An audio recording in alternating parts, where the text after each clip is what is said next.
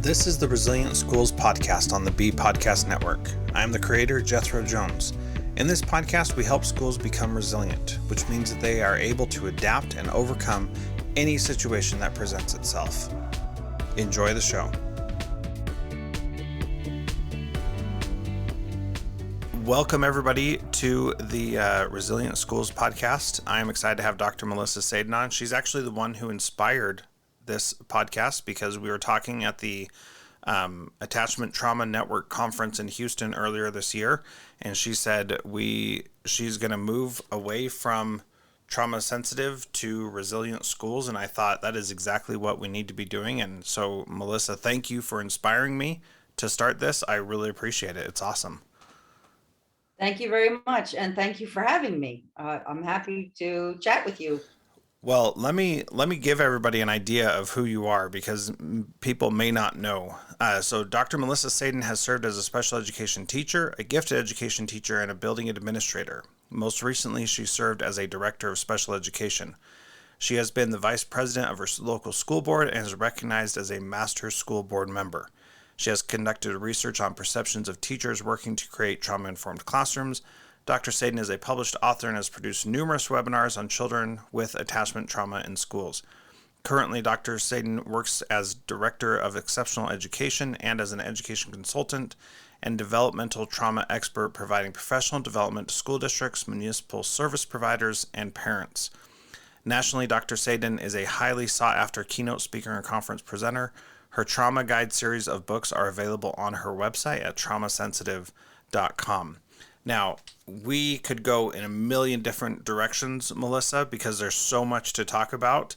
But I think what's especially relevant right now is talking about how it feels like there's an exodus from the schools. And you say that you're talking about hope and about people whenever you talk to schools. So break that down for us a little bit more. What are you seeing and what can we do to help make resilient schools? It doesn't just feel like there's a crisis in this profession that I love so much called education. There's research. EdWeek actually just completed a study that they spent an entire year on nationally, interviewing teachers and having focus groups. And the data is very clear that over half of the teachers that were, of the tens of thousands of teachers they interviewed are seeking to leave this profession in the next year. They also asked the question of these educators, if we asked you this same question in 2019, were you thinking about leaving the profession? And 56% of the folks interviewed said no. Wow. So it's flipped. Yeah. And so everybody is very, very focused on, oh gosh, let's throw this term out right after I use it, learning loss, because we haven't lost anything. We have different children in a different environment performing differently, which is not lost. It's just where we are now. Yeah. In any case, so many people want to, and they rename it because now nobody likes that term. So it's like the growth differential. Okay. What you're trying to do is create it by the end of this school year, the same outcomes you had at the end of the school year, the year before 2020. And that's inhumane. Mm-hmm. It's inhumane. And we're all doing it to ourselves. School leaders, school district leaders, state education leaders, we're all a part of this hamster wheel that is adding to the fragile nature of our mental health as educators. And by that, I mean your support staff, your paraprofessionals, your custodial staff, your clerical staff, your teachers, your certificated teachers, your counselors, your administrators, anyone, after care, before care, anyone who works in this profession where we serve other people's children have jumped on this hamster wheel. And I have to say to everybody who's listening out there, we're all a part of it. And any one of us can jam a hammer into the gear and say, stop. Well, and that's exactly what happened with the pandemic. We canceled school, we canceled tests, we promoted everybody, we froze grades, we did all these things to tell everybody it's all made up. And now we're panicking because we don't think that it really was made up and we think that it does actually matter. And the truth is that it is all made up from the very beginning. And we have control to say we're not going to do that. We're not going to get back on this hamster wheel, and we're going to make better choices for the families we serve. Yes, and the teachers, boots on the ground, will tell you that particularly that first year of the pandemic, where so much learning was remote, they had very different lessons, and they were getting the same outcomes they would have gotten, except that the content was different, so the outcomes were different. So you ask so many teachers, and they will say, when we told particular our high school and our middle school kids that we weren't going to grade them, the kids who always did their work continued to do their work. And the kids who were struggling with grades continued to struggle with learning. So building resilient children doesn't happen because you say to them, if you don't do this assignment, you will get an F. Because if I'm a child who's struggling to do the assignment, the F is not my problem. Yeah. And the panic of that could, in fact, certainly make me worse. Resilient kids get fair expectations that are unique to their needs. Well, one of my favorite sayings is one size fits one. Mm-hmm. And I understand as an administrator myself, the challenge. Well, we can't just willy-nilly grade everybody on their own standard. Of course not. But if we just talked about learning growth instead of a different grade, we would be helping the children to heal. So many of the things that we did during the pandemic, and rightfully so, and that I was proud of us as educators that first year. Mm-hmm. But I think the mistake we've all made, Americans, maybe, if I could be so bold, is okay, it's over. Let's all get back to. Well, if you've ever lost a very dear loved one, you don't get back. Yes. You continue on in a new way. Yeah. And people have talked about the idea of like a new normal, for example. And what we have to understand is that's going to happen regardless. Like we can't go back to our old teaching practices and think that it's going to be like it was, because it never will be. We've had this huge collective experience that we've all gone through and all reacted to in very different ways. In my family, for example, we grew closer as a family during the pandemic than we had before. It was the best thing in the world that could have happened. It was so freeing. I'm so grateful for it for that reason. But other people had really awful experiences, lost loved ones and really big challenges, lost jobs, everything. And the fact of the matter is that we have to recognize that we experience something and it's going to change how we are going forward. And therefore, we need to change how we approach things. And the thing that I think is really valuable is that I've heard from multiple principals and teachers that the 2021-2022 school year was way more stressful and challenging than anything they had ever experienced before. And that, I think, is partly because everybody thought we were just going to go back to how we were. And then we realized that we've been through all this and there's a lot more going on. Does that resonate with you? Yes, the way forward is slower than how we came back this year. And by slower, I don't mean lowering expectations, one thing at a time or two things at a time. We are, as you just said, we have to start with what's happened to us. And opportunities, bringing people in to talk to your staff with coffee and donuts or fruit, whatever you want to do. And let's all just sit down and take a deep breath. And you don't have to raise your hand and tell, but rhetorically, have you paused and said, here's the great things that have happened to me because of the pandemic, and here are the challenges that have arisen in my life because of the pandemic. Because you will certainly find that there's things you write down on both sides of that paper. And for those of you who have the challenges list is longer, then you need to give yourself permission to heal, and whatever that means for you. If we don't do that first with the adults, we need to give them breathing space.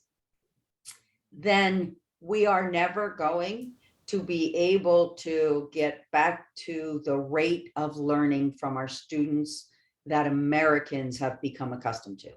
I believe that that rate of learning will return, but I also don't think we can make it happen by testing and accountability type things. Yeah. Things that Nick Fisher calls legislatively easy measures.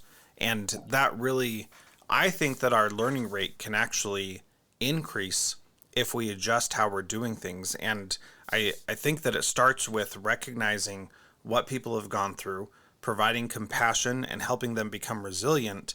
Because once you have resilience in place, it's not something that once it's there, then you're good for the rest of your life. But once you have that in place, you know how to overcome the challenges that you're facing. And those challenges are only going to increase as life goes on. Like if I knew the challenges I would experience as an adult, I would have said, I don't know about this whole adult thing, but I know. but that's the reality that everybody faces. Life is difficult. That's just the truth. And so teaching that resilience, helping people experience that at a young age is valuable for everybody involved. I think it's important that we all understand my definition of resilience because it's the best one. Honestly, it's based on the folks deep in the research, respectfully, who have defined resilience in very long, complicated, research-based ways. So what I have taken the liberty of doing is synthesizing all of that so we can use the word. Good. Resilience is the ability to adapt and overcome challenges. So, folks, I am no prophet, but I've been on this planet longer than I like to count anymore. And I'm telling you, this is not a one and done. Life doesn't go that way. Our economy doesn't go that way. Our ecology doesn't go that way. Pandemic is now a part of all of us in some way, shape, or form. And I don't know when.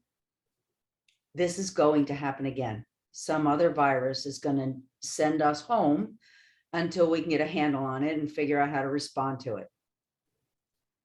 The way through that is to build resilient children. Because if you were to collect all of the, raise your hand nationally, metaphorically, if you have pretty close to decent outcomes and attendance and health out of your staff and students this year, the 2021-2022 school year. And there's probably many, actually, administrators, supervisors, superintendents who would say, actually, we're doing pretty well. It hasn't been easy or fun, but we're doing pretty well. And if you ask them, what's the one thing you would use to describe the condition of your school environment before the pandemic hit, they would use words like resilient students and compassionate care. Yeah. So compassion with leadership, compassion with response to behavior, compassion builds resilience. Children know they're safe and then they try harder, bottom line. And when you do that, then you have a community that comes through something like this. So don't, if you crumbled, if your school district's hurting, if you're losing teachers faster than water through a sieve, then take the time now to build a compassionate and resilient school community so that if and when something else happens, you've got the two foundational pieces that will help you and your community survive it. And the beauty is, Melissa, is that it's never too late to start that, right? Right.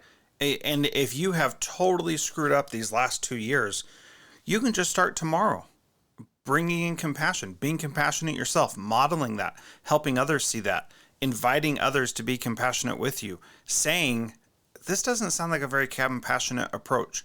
Let's think about this a little bit deeper. Any of those things you can start right now. You can start today. If you're listening to this in 2032, you can start doing it today and you can make a difference. And that's the beauty of this, is that it's never too late to start.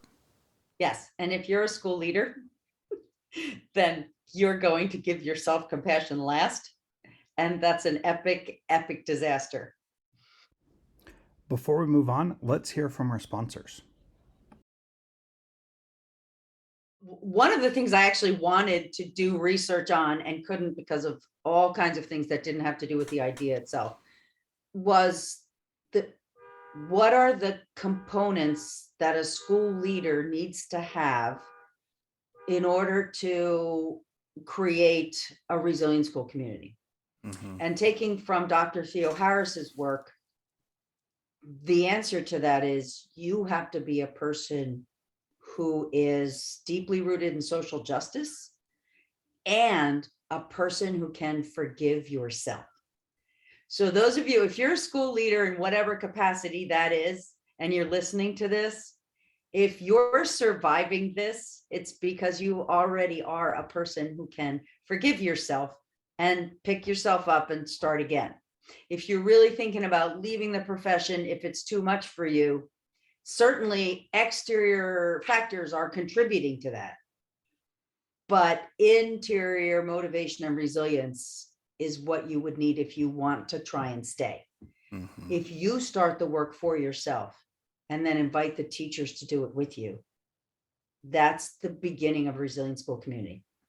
Yeah. It's not a program. It's not another whole book. It's not, it's that. Yeah. And that is simple, but it's not always easy to implement. And it's not easy to implement because we have this belief that we need to be more than we are, when whatever we are is perfectly acceptable because we can't do anything about it anyway. And so in the moment, you can change your future self by making good decisions and having compassion, doing self-care. But who you are right now, you can't do anything to change that. You can only change your future self, and you can't change your present or your past self. And so it's all about making those decisions that lead you to making the right choice in the future. And this is to take this off course just a little bit, because I think this is so important. This teacher shortage that we're experiencing now. In my book, How to Be a Transformative Principal, I cited some research that said that we would be like 300,000 teachers short in 2022 based on projections from 2016, Melissa. So even before the pandemic, we were already going to be short. And so if you have people, you want to hold on to those people. You want to keep them there with you. You want to help them learn the skills they need to be resilient themselves so they can, as you said, overcome and adapt from this situation. And so what advice would you give someone, administrator, teacher, superintendent, whatever the level is, how to help other people be compassionate and develop their own resilience?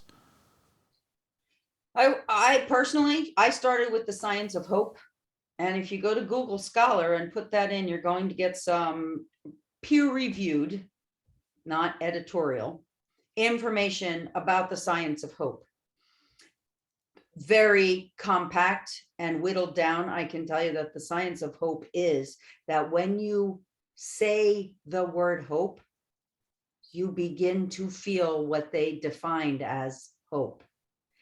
More importantly, when you use the word hope, other people around you find hope.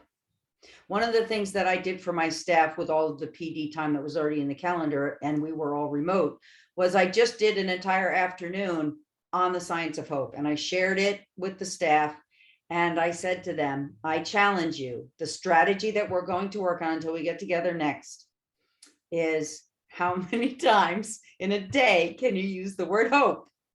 And my staff, they were so awesome. Some of them, like one guy said, I put, one of those smaller Post-it notes on the side of my laptop. So he was staring at it all day and it just had the word hope. Things like, I hope you had a good night. I hope this is a good lesson. I have no idea what I'm doing, boys and girls. I hope this goes okay. There's so many great ways to use the word hope. And certainly my observation of what happened to my staff is purely qualitative at this point because I didn't have a measurement device, but the perceived stress level of my entire staff and the students went down. And so you can go to Google Scholar, read a few articles, don't beat yourself up and, feel like you need a doctorate in hope, although boy, that would be a wonderful thing. To come up with a 45-minute informational and enjoyable opportunity for your staff. And I just created this thing called the Science of Happiness, with, slides, and some of them are cartoons. And so then the next professional development day, we talked about laughter, because there's all kinds of biological responses that happen in your body when you laugh, chuckle to deep belly laughing. Yeah. And if you've ever had one of those laughs, and I hope you have, where your stomach hurts and you're crying and you really want to stop laughing now because it hurts and you can't, think about how your body felt after you finally became regulated. And it feels a lot like it does after you've done yoga or taken a walk or taken a run, because laughing builds endorphins. Mm-hmm. Laughing creates serotonin, which is the happy hormone. Pardon the oversimplification of a complicated hormone. But you cannot have the stress response hormones, including cortisol and adrenaline, flowing through your body if your body's triggered serotonin. Mm-hmm. So honestly, if you're on a Zoom with students or you're in a class with students and you feel like they are not with you, they're very worried about something you can't control, if you can get them to laugh, then their brain takes a break from the trauma stress hormones. So there's science behind laughter and its ability to heal us all. So then I said, okay, so you have to laugh with your students. If you're a middle school or secondary teacher, the challenge is on you, because you have to find a way to laugh once every 45 to an hour and a half. We have some block scheduling. And to the elementary school teachers, I said, morning and afternoon, you have to be able to articulate that we all just started laughing. So teachers were telling jokes. Then, of course, what happened was the kids thought the teachers' jokes were terrible, and the kids started writing. Now the kids were writing. Now they're writing jokes. Then the English teacher, who is one, I wish I was ever as great a teacher as he is, he started like poetry and haiku and tying it into the rhythm of a joke. It was genius. Mm-hmm. And we're all back in the building now, and the sound you hear the most if you stand in the hallway of my school is laughter. That's amazing. And that is so hopeful to think of hearing laughter, and especially when the media landscape makes it feel like the world is coming to an end, and yet you can still have hope. Now, I do want to say something about the qualitative versus quantitative, because we sometimes, especially in education, think that if it's not quantitative, then it's meaningless. And that is absolutely not the case. And I love this quote from The Advantage by Patrick Lencioni. He says, "But as Jim Collins, the research giant, once told me, qualitative field research is just as reliable as the quantitative kind, as long as clients and readers," or whoever you're talking to, he's writing a book, so that's what he was thinking, "attest to its validity." And so if you don't have to go out and do your own research and do all this stuff. If you say hope 10 times and you see that you are more hopeful and the people around you are more hopeful, then keep doing it. That's good enough. And if you laugh and it makes you feel better, then keep doing it. And that is so powerful. And we can't ignore that, because we sometimes think we need to be so science-based and so research-based. And the reality is we already know as educators what the right things to do are, and we just need to do them so often. That is the simple, easier answer that actually does work. And I'm a qualitative researcher, so I'm right there with you that it is real. And so many times I hear people telling me, well, my Board of Education's not going to want to hear that we're just going to laugh this year. That's our goal. And I said, okay, so there are a lot of opportunities. Again, if you go into some of that research for the science of hope, there are 5 and 6 questions you can put in a quick SurveyMonkey or Google survey and ask as baseline data. How often do you laugh a day? How do you feel about life? Just straightforward questions. And then give it again 8 months later after you've worked on hope and laughter. Mm-hmm. I mean, that's data, and it's Mm-hmm. qualitative because you're asking people's opinions of themselves. But then you can say to your school board or the people you have to answer to, I have data that shows Yeah. that this is improving outcomes. Yeah. So for those of you who feel like without data, you're never going to get permission to do it, with a little clever thinking, you can create qualitative data of your own and be able to show an impact. Yeah, Because absolutely. people are like, oh, laughter, that's good. No, I need a real strategy.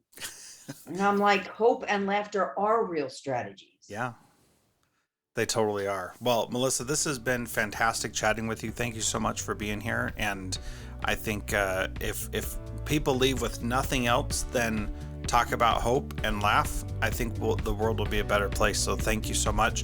If you'd like to follow Melissa on Twitter, she is at Melissa Sadin, and traumasensitive.com is her website. Thank you so much for being part of Resilient Schools, Melissa. I appreciate it. Thank you for having me. And I hope everybody out there takes good care of themselves.